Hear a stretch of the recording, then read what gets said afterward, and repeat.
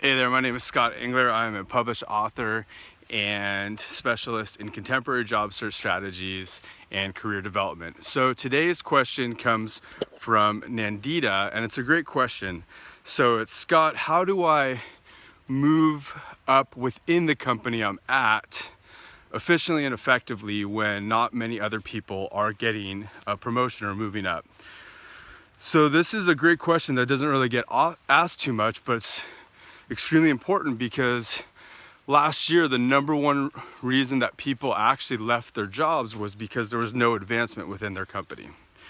So there's a lot that could be said here, but I'm going to kind of cover just really the three core things that I've found to be true for other people's stories and what work.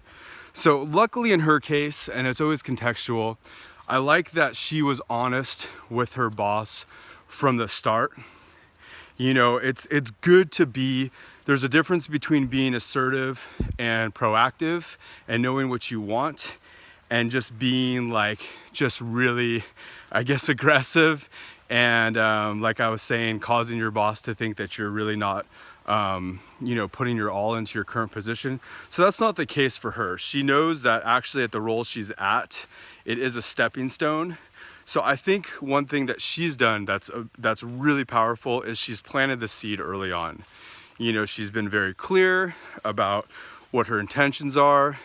She is doing a good job at her current role. She's talking to, telling other people, appropriately at the right time, obviously, about what position she wants. Because if you don't speak up for yourself, and that's what so many people do, is they don't speak up for themselves or, kind of put it out there, then how are other people supposed to know that? So the first thing that, I recommend for people, and I've seen other people be successful doing, is to find a mentor. In this case, she works for a corporation. So finding a mentor at a different location, obviously, that's at the role that you want, and meeting with them regularly, talking with them, whatever it is, and learning about what they did and just kind of, brainstorming and talking that over. And that's such a powerful thing. I don't know why more people don't do that. I think they're afraid or that the person will get upset. I don't know. I really, can't speak for everybody. But the other thing is that is to ask yourself why.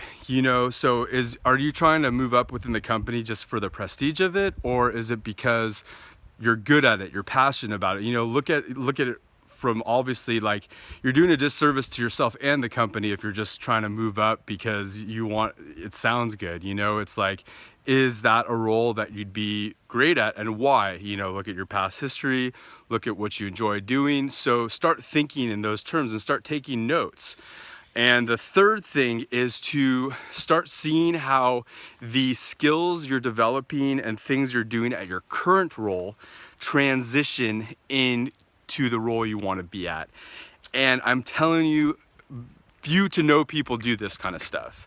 So if you're being that proactive to where you're going to come to your company, let's say there's a position open for what she wants to do at a different location, even in 6 months, right? When nobody else is getting promoted, or she hasn't been at the company as long as other people that have gotten promoted, it really doesn't matter. If you could articulate what you've done, like, let's say at the role, it's like she wants to be a revenue manager. So let's say that she, through what she's doing now, was able to save the company X amount of money in this amount of time, right? So she's showing quantifiable data of what she's already done at her role and why she thinks she could do a better job of it at the other role.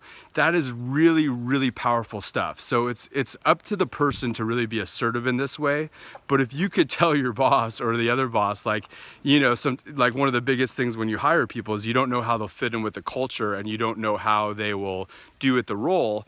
Well, if you could fit in with the company culture overall and you have a good reputation with the people you work with, which she does, and you could also show how you've excelled at your position and how that would transition to the one you want to move up with. I mean, I own my own business, so it's like, I know, it's like, hey, if someone told me that and they could show on paper what they've done, that is really powerful stuff. So that's my answer to that kind of question. Those are really three things that you could do at your current role to move up, even if nobody else is really moving up. All right, thanks so much.